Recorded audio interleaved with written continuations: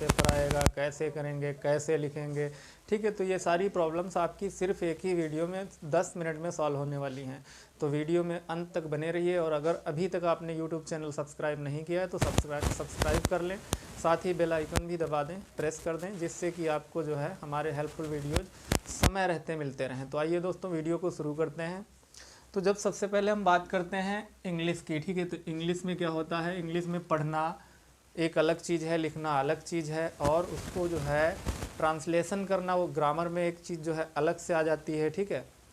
इसी के साथ जो है जब हम बताते हैं कि इंग्लिश का जब पेपर होगा आपका, इंग्लिश में पास होने के कुछ ट्रिक हैं, बहुत ही आसान ट्रिक हैं, आप बहुत ही आसानी से सीख सकते हैं, ठीक है। सबसे पहले हमको क्या याद रखना है कि क्या नहीं करना है, ठीक है, क्या नहीं करना है पेपर में और क्या करना है। आज ये दोनों टॉपिक आपको बताए जाएंगे, साथ ही आपको जो है ये भी बता दिया जाएगा कि कितने सेक्शन में आपका जो पेपर है वो आने वाला है, ठीक है। तो इसके लिए आप वीडियो में बने रहिए। सबसे पहला जो ऑप्शन है, आपको क्या नहीं करना है,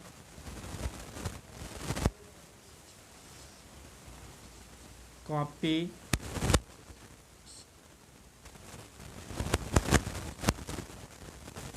खाली नहीं छोड़नी है।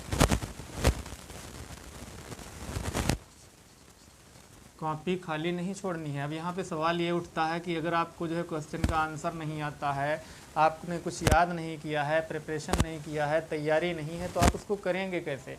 फिर कॉपी खाली ना छोड़ें, आखिर कैसे भरें उसको। तो इसके लिए भी इस पर बताया जाएगा कि करना क्या है आपको, ठीक है। सबसे पहले विशेष रूप से तो ये ध्यान रखना है, बहुत से बच्चे क्या करते हैं, सिर्फ जाते हैं और अपने जो है नाम और रोल नंबर से एंट्री कर लेते हैं और उसके बाद में बैठे रहते हैं, आगे जो है बनाकर लिखना शुरू कर देते हैं, ठीक है। तो उसके लिए अभी मैं बता रहा हूँ करना क्या। आपको सबसे पहले समझते रहिए, कॉपी खाली नहीं छोड़नी है। फिर उसके बाद में जब बात करते हैं अगले जो है पॉइंट की, तो ये बहुत ही ज़्यादा मोस्ट है, ज़्यादातर बच्चे यही करते हैं जो मैं मना करने जा रहा हूँ करने को, ठीक है।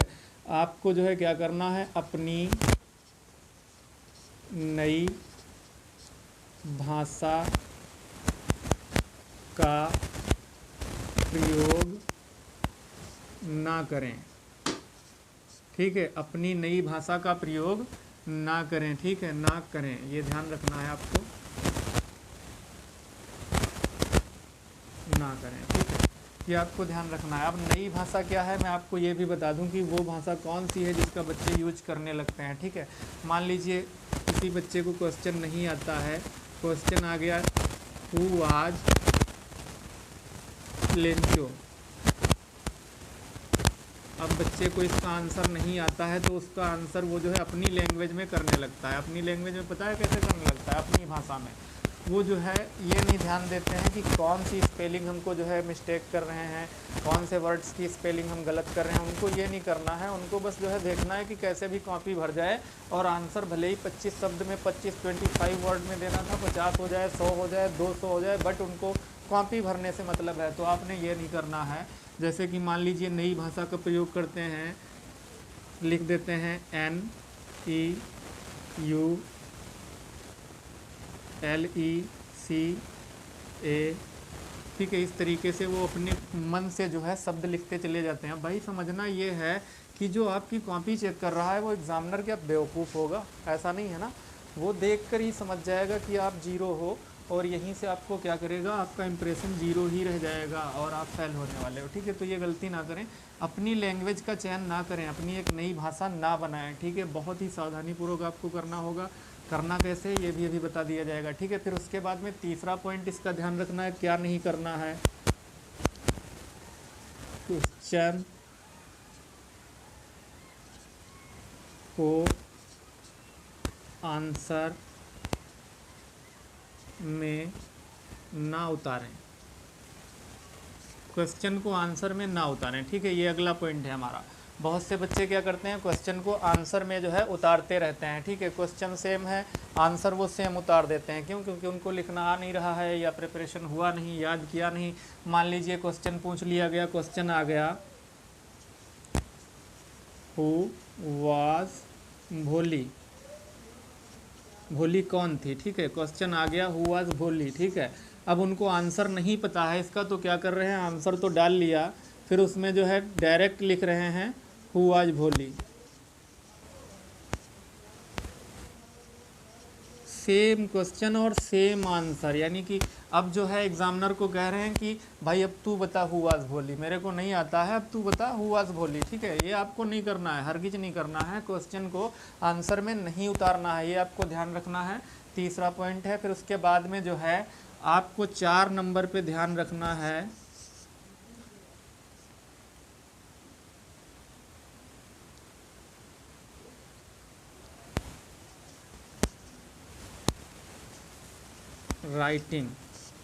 राइटिंग की जब आप बात करते हैं, ठीक है, तो राइटिंग में क्या होता है, बहुत से बच्चे क्या करते हैं, उनको ये नहीं पता है कि कितना स्पेस दे के लिखना है या कैसे जो है शब्द को लॉक करना है, कैसे मेंटेन करना है। ठीक है, ये चीज़ें जो है समझ में उनके आती नहीं हैं, तो ये उनकी जो है कभी कभी क्या होता है, लेखन प्रक्रिया ही जो उनकी होती है वो गलत हो जाती है, राइटिंग ही उनकी जो है उनको ले डूबती है। ठीक है, तो आपको ये ध्यान रखना है, जैसे कि मान लीजिए किसी को लिखना है राम इज गुड बॉय। ठीक है, अब लिखा है राम इज गुड बॉय, अब उन्होंने ऐसे लिख दिया है कि इसको जो है कोई ये नहीं बोल पाएगा, एग्जामिनर सोचेगा ये एक ही वर्ड लिखा है। अब आप सोच रहे होंगे कि राम इज गुड बॉय अलग अलग लिखा है ना, लेकिन इसको लॉक नहीं किया गया, अलग अलग नहीं लिखा है, स्पेस नहीं छोड़ी है। इसको अगर लिखना है तो आपको राइटिंग पे विशेष ध्यान रखना है, आराम से लिखना है राम, फिर स्पेस देना है, फिर एज, फिर स्पेस गुड, फिर स्पेस बॉय। ठीक है, इस तरीके से आपको लिखना है, ये आपको हमेशा ध्यान रखना है, इस तरीके से लिखना है। ये नहीं करना है कि आपको जो है स्पेस देना नहीं है, एक साथ लिखते चले गए, तो वो आपका जो है गलत होने वाला है। ठीक है, तो विशेष रूप से ये ध्यान रखना है।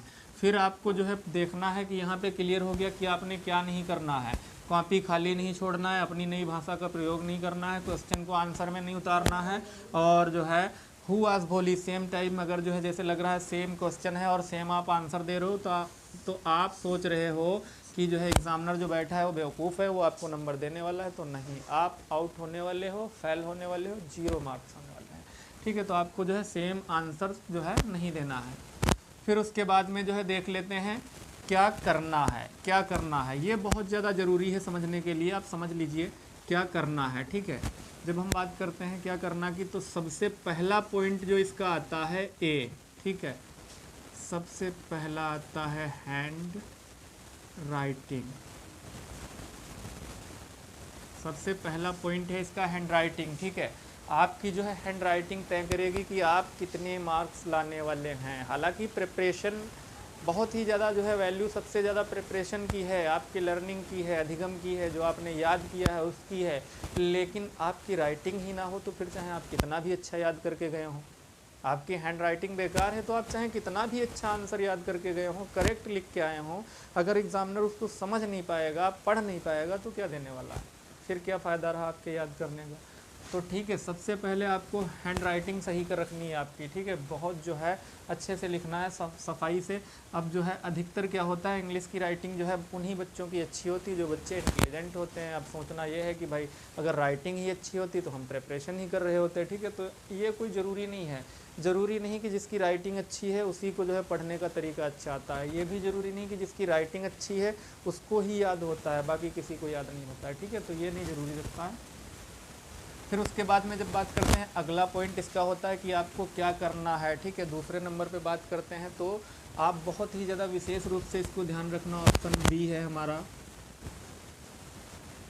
आंसर के बीच में 2 लाइन का गैप दें। अब यहाँ पे जो है बहुत ही आसानी से समझ लीजिए सावधानी पूर्वक कि आंसर के बीच में क्या करना है, 2 लाइन का गैप देना है। मान लीजिए हमने यहाँ पे जो है MCQs का क्वेश्चन लिखना है हमको, और क्वेश्चन तो लिखना ही नहीं है MC, ठीक है, MCQs का जो है हमने क्वेश्चन लिख लिया, तो क्वेश्चन लिखा हमने QU शॉर्ट करके, फिर क्वेश्चन लिखा नहीं, ये लाइन हमने ऐसे छोड़ देनी है। ठीक है, क्वेश्चन नंबर 1 है तो 1 डाल देना है।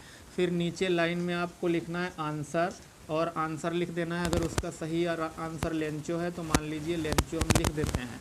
ठीक है, अब हमको दूसरा क्वेश्चन लेना है, तो बच्चे क्या करते हैं, दूसरा क्वेश्चन यहीं पे ले लेते हैं। ठीक है, फिर उसके बाद में उसका आंसर नीचे जो है दे देते हैं। ठीक है, ये नहीं करना है आपको। एक क्वेश्चन आपका यहाँ कंप्लीट हो रहा है ना, एक क्वेश्चन आपका कंप्लीट हो रहा था, तो आप इसके नीचे कम से कम 2 लाइन का स्पेस छोड़ें, मिनिमम 2 लाइन, मैक्सिमम 3 लाइन आपको छोड़नी ही छोड़नी है। ठीक है, आपको जो है स्पेस बहुत ज़्यादा ही रखना पड़ेगा, 2 लाइन तो हर हाल में होनी ही होनी चाहिए।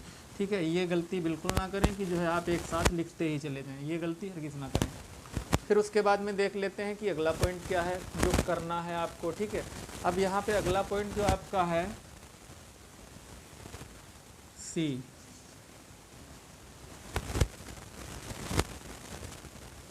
सॉरी, कट और ओवर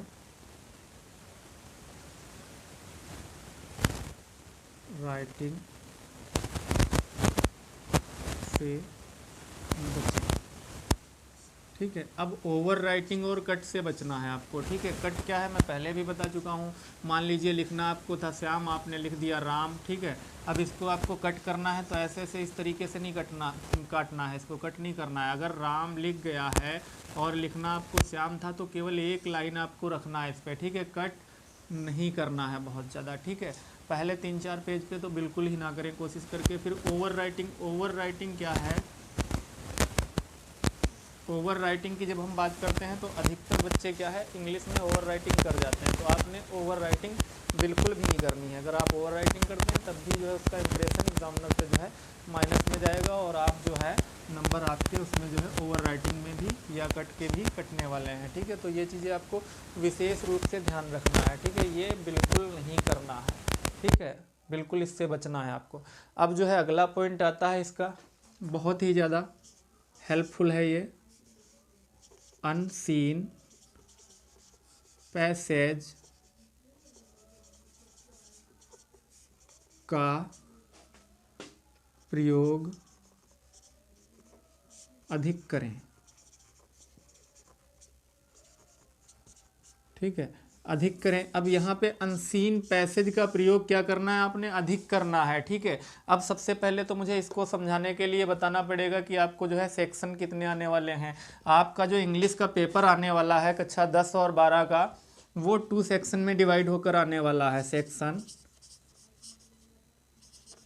सेक्शन ए और बी। ठीक है, 2 सेक्शन में आने वाला है, ए और बी में। ठीक है, जो पहला सेक्शन आने वाला है इसका सेक्शन ए, वो क्लियर रूप से क्या है, उसमें टोटल MCQS पूछा जाएगा। MCQS पूछा जाएगा। पहले सेक्शन में 20 क्वेश्चन जो आएंगे वो आपके टोटल MCQS आएंगे। MCQS तो आप समझते ही होंगे, 1 लाइनर भी जिनको बोला जाता है, 1 लाइनर। ठीक है, ये आने वाले हैं। फिर उसके बाद में जो सेक्शन बी आएगा, सेक्शन बी जो आएगा, ठीक है, इसमें तो टोटल आपके MCQS पूछे जाएंगे, 20 क्वेश्चन होंगे इसमें। ठीक है, 20 क्वेश्चन, और जो है आपको कोशिश करना है कि ये बहुत ही सावधानी पूर्वक आपने करने हैं। ठीक है, फिर उसके बाद में क्या है, बी जो सेक्शन बी है, सेक्शन बी में क्या पूछा जाएगा? सबसे पहले सेक्शन बी में पूछा जाएगा अनसीन पैसेज। ठीक है, अनसीन पैसेज जो मैंने लिखा है वो सेक्शन बी में सबसे पहले पूछा जाएगा।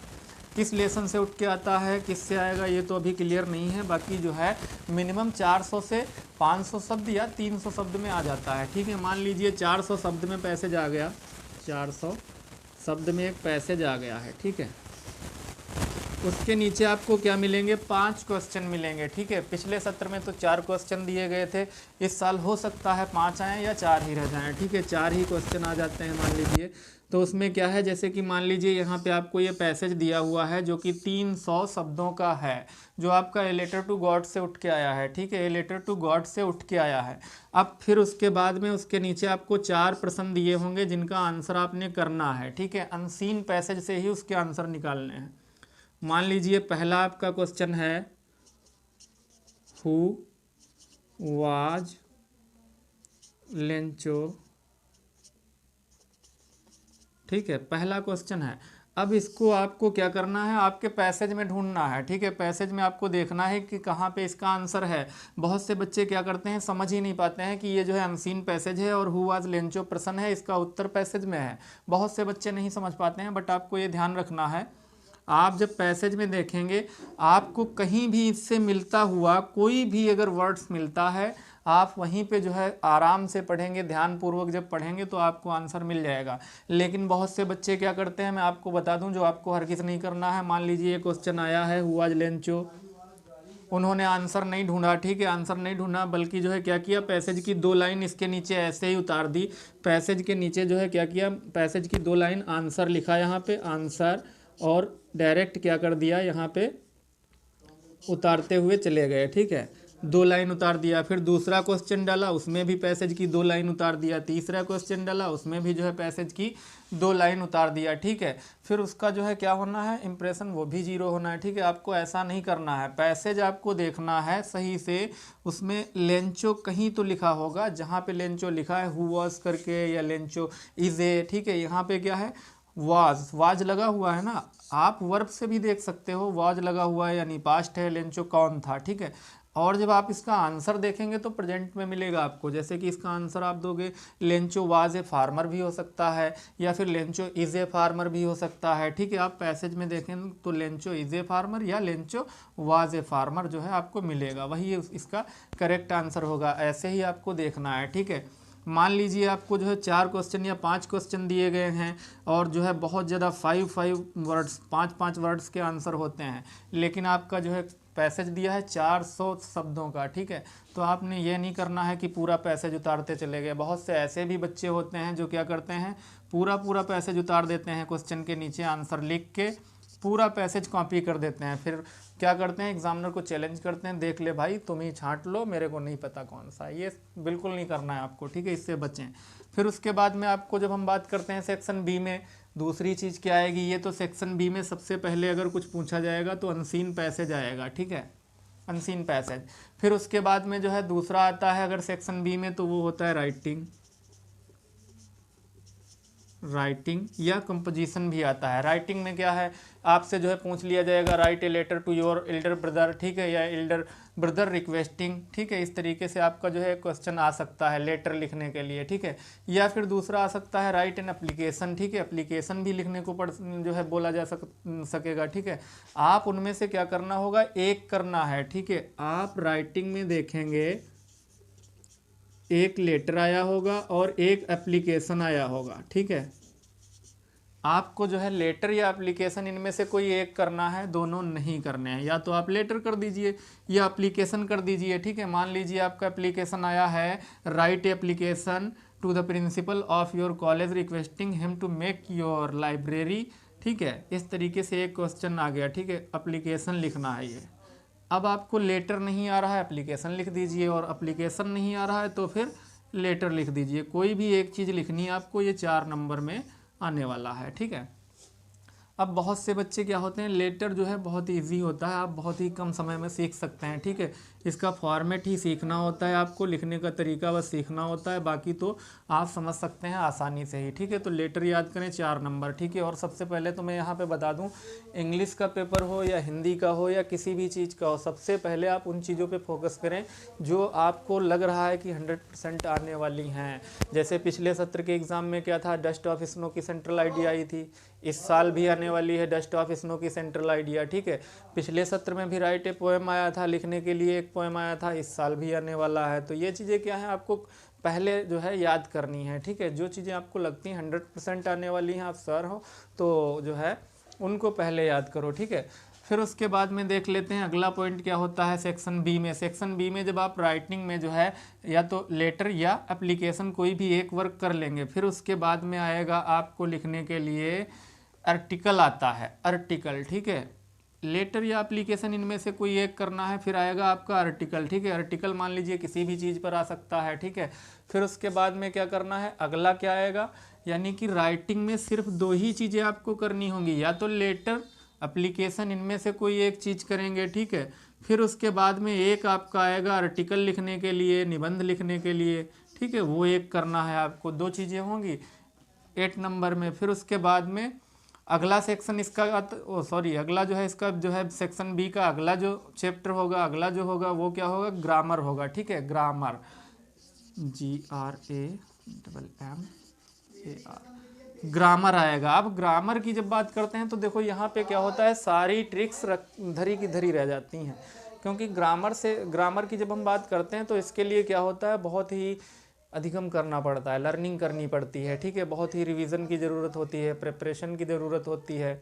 जो बच्चे कक्षा 10 और 12 के हैं, विद्यार्थी हैं, उनको पहले से ही पता होता है कि हाँ मैं ये ग्रामर में कर सकता हूँ, डायरेक्ट एंड इनडायरेक्ट आएगा तो कर लूँगा, एक्टिव एंड पैसिव आएगा कर लूँगा, अगर कोई ट्रांसलेशन स्टोरी आएगी इंग्लिश टू हिंदी या हिंदी टू इंग्लिश कर लूँगा, ठीक है। उनको क्या होता है, ग्रामर का रिवीजन करने से ये उनको पहले से क्लियर हो जाता है कि भाई ये मेरे से हो जाएगा, ठीक है। तो ग्रामर में क्या होने वाला है, आपकी कोई भी ट्रिक्स काम नहीं करने वाली हैं, ठीक है, कोई भी ट्रिक्स नहीं।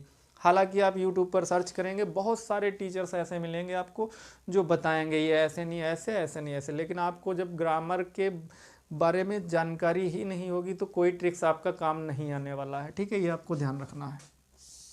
फिर उसके बाद में यहाँ पे आपकी ग्रामर कंप्लीट हो जाएगी। ग्रामर में आपको जो है जो भी पूछा जाएगा, एक ट्रांसलेशन स्टोरी आएगी हिंदी में जिसको आपने इंग्लिश में जो है ट्रांसलेट करना होगा, ठीक है। फिर उसके बाद में इसका लास्ट जो आएगा सेक्शन बी का, वो होगा बहुत ही ज़्यादा मोस्ट आपके लिए, बहुत ही ज़्यादा, ये आपको ध्यान रखना है।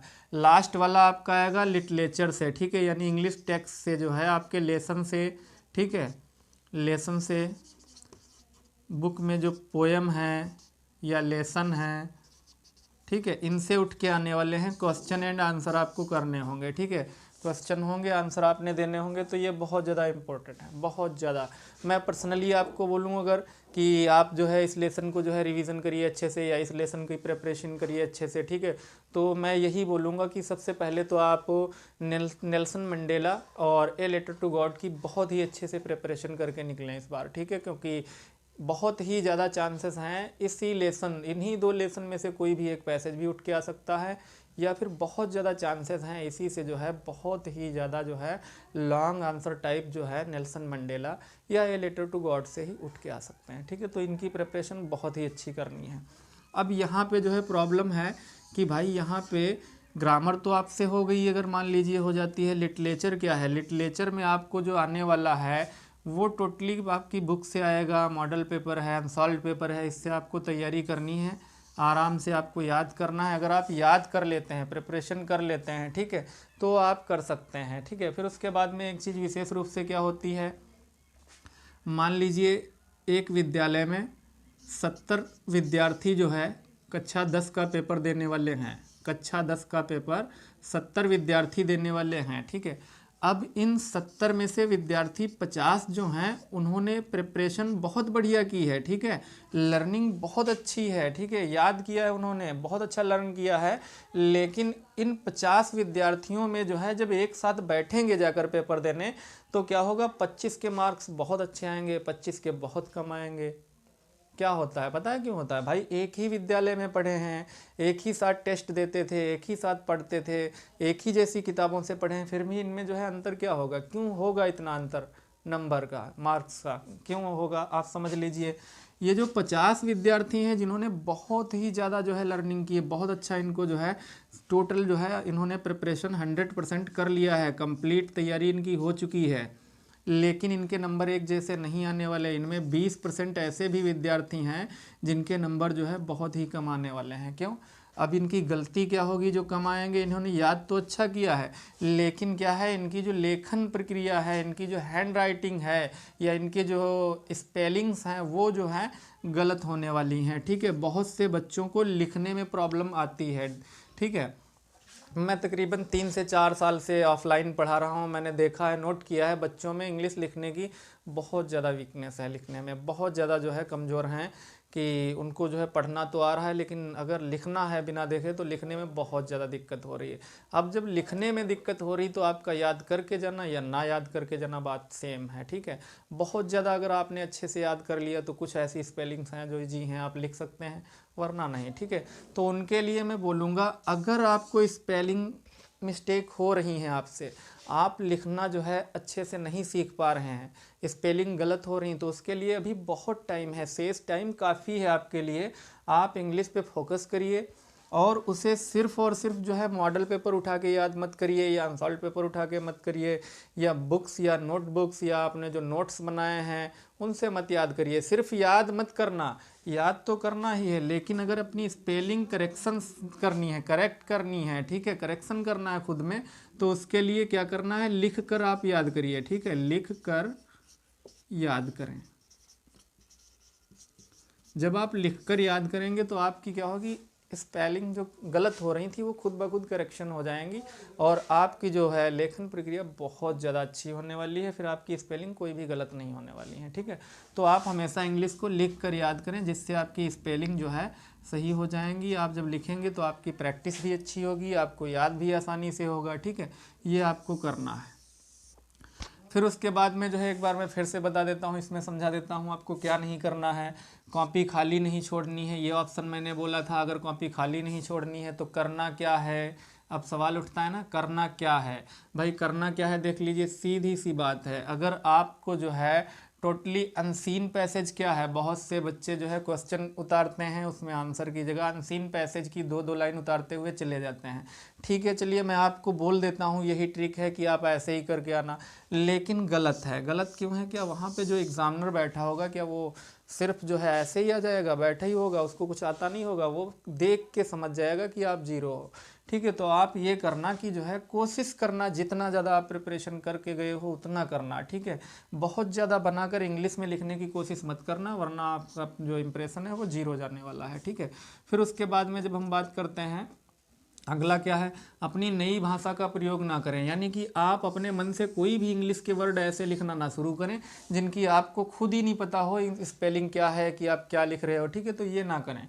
फिर उसके बाद में क्वेश्चन को आंसर में ना उतारें, ठीक है। जैसे बहुत से बच्चे जो है क्वेश्चन को आंसर में उतार देते हैं। क्वेश्चन है हु वाज लेंचो या हु वाज भोली या फिर who was Lencho what where is main problem, ठीक है। तो उसको क्या करते हैं, क्वेश्चन सेम है, नीचे आंसर भी सेम दे दिया, who was Lencho what where is main problem, ठीक है। तो आपको ये नहीं करना है, ठीक है। फिर उसके बाद में क्या है, राइटिंग बहुत ज़्यादा आपको जो है अच्छी बनानी है, ठीक है।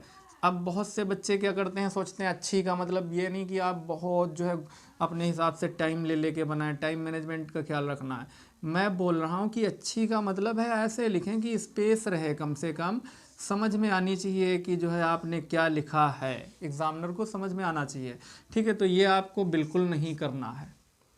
फिर उसके बाद में देख लेते हैं क्या करना है, हैंड राइटिंग। हैंड राइटिंग को जो मैं अभी बता रहा हूँ कि आप लिख कर याद करें। लिख कर याद करने के 3 बेनिफिट हैं आपके। सबसे पहला, आपकी हैंड राइटिंग बहुत ही अच्छी हो जाएगी। दूसरा, स्पेलिंग में जो मिस्टेक हो रही हैं उनका करेक्शन हो जाएगा। तीसरा, आप जो याद करेंगे लिख कर वो फिर आप कभी नहीं भूलने वाले हैं। फिर उसके बाद में आंसर के बीच 2 लाइन जो है कम से कम स्पेस दें, जगह दें, ठीक है। यानी कि अगर कोई आंसर आपका कंप्लीट हो रहा है यहाँ पे, तो कम से कम 2 लाइन जो है आपको छोड़ के दूसरा आंसर इसमें जो है यहाँ देना है आपको, ठीक है। ये नहीं करना है कि आप एक लाइन से एक तरफ से लिखते हुए जा रहे हो। कट और ओवर राइटिंग से बचें, ठीक है। इंग्लिश में कट और ओवर राइटिंग से बहुत ज़्यादा बचें।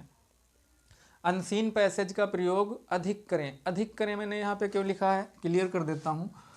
अधिक करें इसलिए लिखा है, आपको जो अनसीन पैसेज आएगा, ठीक है, कभी कभी क्या होता है जो पैसेज आता है उसी से जो है कुछ और जो है वन लाइनर क्वेश्चन जो है दूसरे जो है सेक्शन में डाल लिए जाते हैं, ठीक है।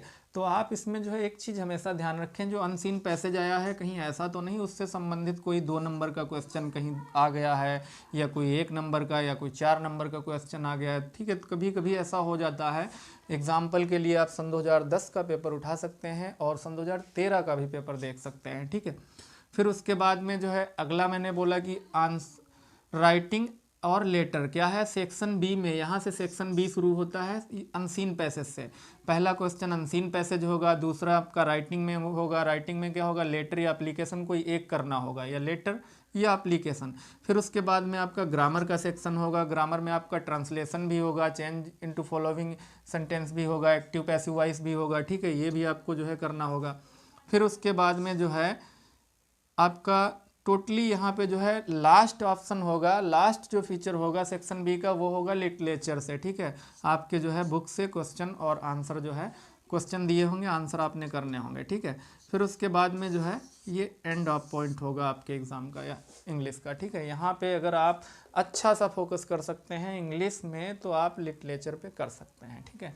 अब बहुत से बच्चे क्या हैं, वन लाइनर लिए बैठे हैं, याद कर रहे हैं। वन लाइनर का टाइम है नहीं, वन लाइनर मत याद करिए, जो है शॉर्ट टाइप या लॉन्ग टाइप पे फोकस करिए, ठीक है। लॉन्ग टाइप भी जो है आप अगर याद कर लेते हैं तो शॉर्ट टाइप लॉन्ग टाइप से ही बन के आने वाला है, और आपका जो MCQS है वो भी लॉन्ग टाइप से ही बन के आने वाला है, ठीक है। तो आपको क्या करना है, वन लाइनर नहीं पढ़ना है, आप टोटली जो है शॉर्ट टाइप आंसर्स या लॉन्ग टाइप आंसर्स, ठीक है। लॉन्ग टाइप जो है क्वेश्चंस वगैरह यही पढ़िए, लॉन्ग टाइप या शॉर्ट टाइप, और इसमें जो है बहुत ही ज़्यादा आपको ध्यान रखना है, ठीक है।